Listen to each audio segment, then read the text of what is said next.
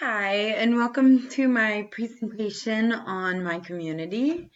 Um, I live in a small community named Pleasanton, California. It's located close to the Bay Area in California, kind of in the outskirts of San Francisco. We're about 45 minutes east of San Francisco. So a little bit in suburbia and outside of the hustle and bustle, but still located pretty close to the Bay Area. This is a picture of downtown. It is cute and quaint and has a really nice community feeling for families and people that just want to go out and have a good time on the town. There's another picture of downtown. It is the horse shop downtown. We are surrounded by some rural areas, so we have kind of a mix of suburbia and a rural mix, which comes to kind of a really nice community-oriented downtown flavor. This is our firehouse and community art center. So they do a lot of summer camps and performances and whatnot for kids in our community. And every summer we do have the community fair or the county fair. And Pleasanton does luckily have some recreation. This is Shadow Cliffs, and you can go hiking and swimming out in there and fishing and boating and kayaking and whatnot. This is one of the back alleyways over by Shadow Cliffs. And right here on the map, you can see we're kind of somewhat east of the San Francisco Bay Area, about 45 minutes, like I said earlier. Just diving in a little bit deeper into Pleasanton, I have two maps here to show and share with you guys. On the map on the left, you can see that this is kind of an outline of Pleasanton. We have a couple major highways and freeways that locate our area. We are right there in the pit of a lot of commuting crossroads during commute hour, and all the black dots that you can see in the map of Pleasanton is going to be our schools. So they're pretty laid out throughout the community, and then our green areas that I have depicted on the map are going to be our park and recreation areas. And then in the middle of the picture you can see that we do have some water and whatnot, but some of those are water and sewage treatment facilities. Next in the map to the right, I just wanted to give my viewers kind of a better look at where Pleasanton is located to the rest of California.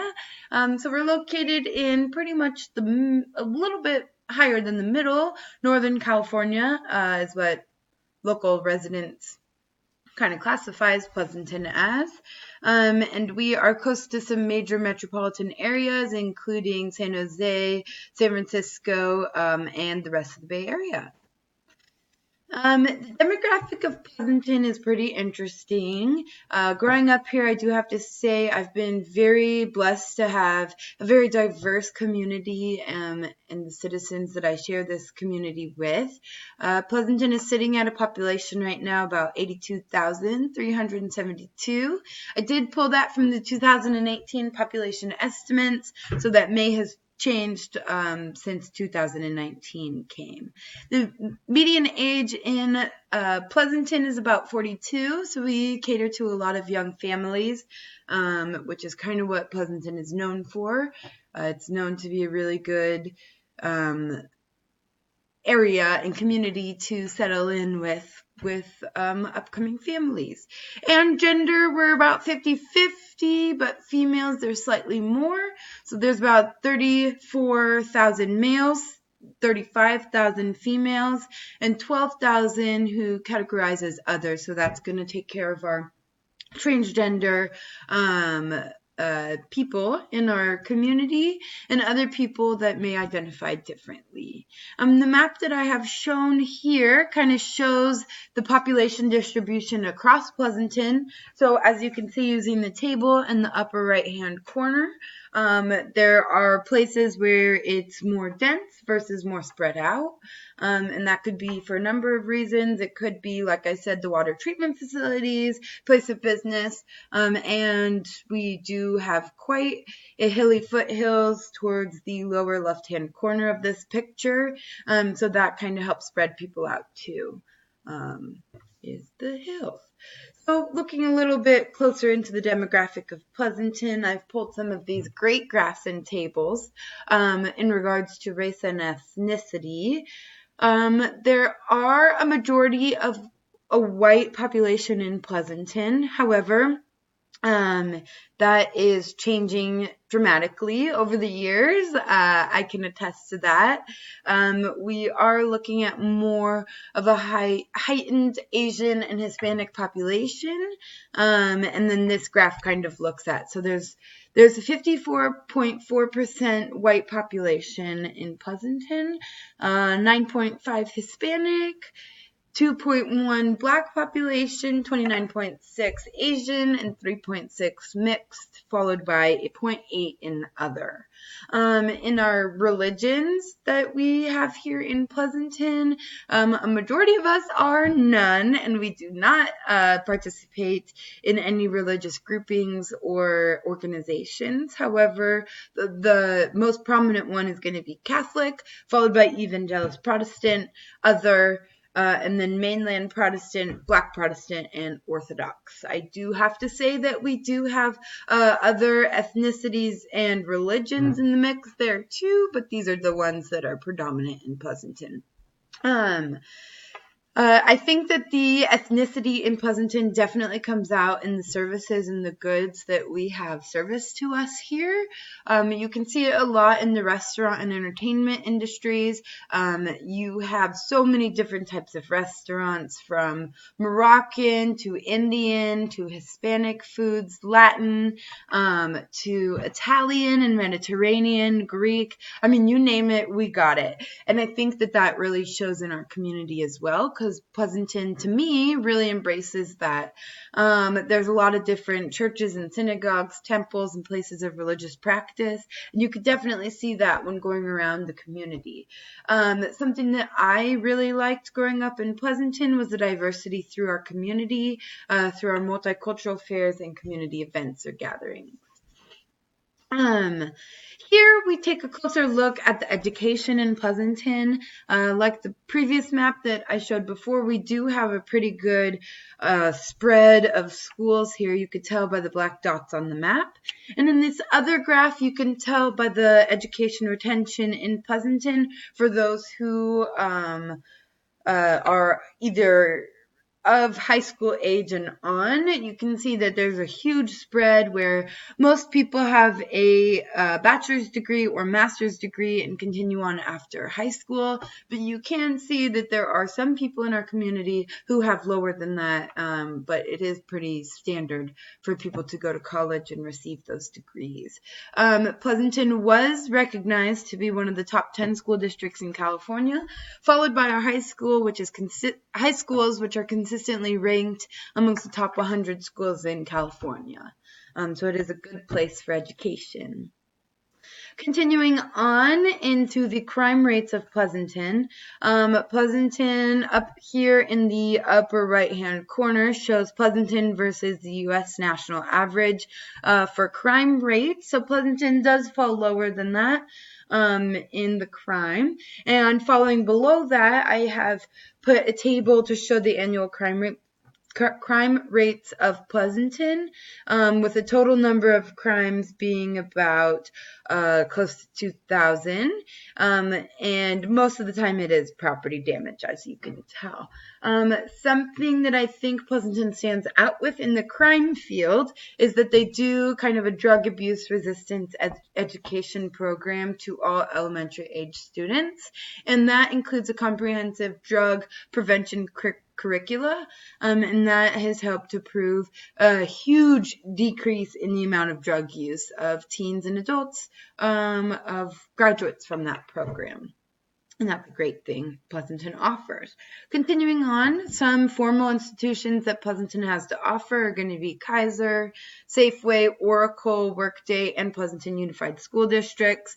I've listed the number of employees there for your review. Pleasanton is known to be a predominantly Democratic area.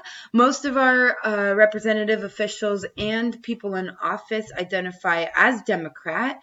And over the past several years, Pleasanton has predominantly voted, as you can see in these charts, for the presidential elections for the Democratic candidate. Some other informal institutions that Pleasanton has to offer are going to be our neighborhood groups, which include Neighborhood Watch, to help make sure that our citizens and community members continue to stay safe. Our parent-teacher associations, which are really huge amongst our parents, which help to partnership parents and the school district into providing the best academic environment for the kids of Pleasanton, and it shows. Some other community celebrations that we have are going to be like our annual county fair. Some pictures are below, and our Pleasanton Cattle Drives, which is a new fun event that is kind of a great way to partner kind of the suburban areas versus the rural areas as the huge cattle and herds of cattle come flying through downtown Pleasanton, and it's great. Pleasanton also has a lot of athletic events and cultural and religious gatherings, which is great to be a part of because we really get a diverse feeling in being a part of Pleasanton. And Pleasanton also offers numerous sports leagues, track and field, swimming, gymnastics, dance, rugby, football, and cheerleading, just to name a few, but the list goes on. Some community assessments in taking a look further at the Ohio State University fact sheet. This was a list of the 9 things that they said really relate to whether a community is good or bad. And some of those things are going to be like the safety, goods and services, relationships that bind citizens together, community of values and goals, and so on. And I really think that Pleasanton does a great job at hitting all 9 of these points and making sure that the residents know that it's predictable, it has great opportunity, it's recognized in social structure to be a good, healthy and responsible place to live. I also think that it is a community of values and goals, and it really does a great job at binding its citizens together through its community events, organizations, and participations throughout the community involvement. Lastly, I think some improvements for Pleasanton could include some things like teen centers and more safe but cool places for teenagers to hang out. I noticed that growing up in Pleasanton, it was kind of a lot of things for younger kids and then for adults and families, but teens that want to be together, there's not really a lot of teen centers, and I think that Pleasanton could kind of step it up in that field to do that a little better. I also value nutrition, and I think that free nutrition activities and education programs should be offered to the public. More services that cater to the single-parent households. We do have single parents here in Pleasanton, and I think that more services in regards to daycares and health insurance and things like that could be offered more to single parents. Improved ways to advertise recreation groups. I do think that there should be a formalized community center, as there is only one for our senior citizens, but I think that there should be a community center for all people to go to, and recreational groups including like running, hiking, walking, kayaking, and niche recreation groups I think could really add to a sense of community here in Pleasanton. Some shopping centers could use renovation, and I think that we could enhance the wildlife aspects of Pleasanton, as Pleasanton used to be a wetland, and you'd have no idea because we don't embrace that here. And I think that that'd be something cool that we could bring into our community. Lastly, and to finish up, I think that we could have a more service-based business that cater to atmospheric entertainment.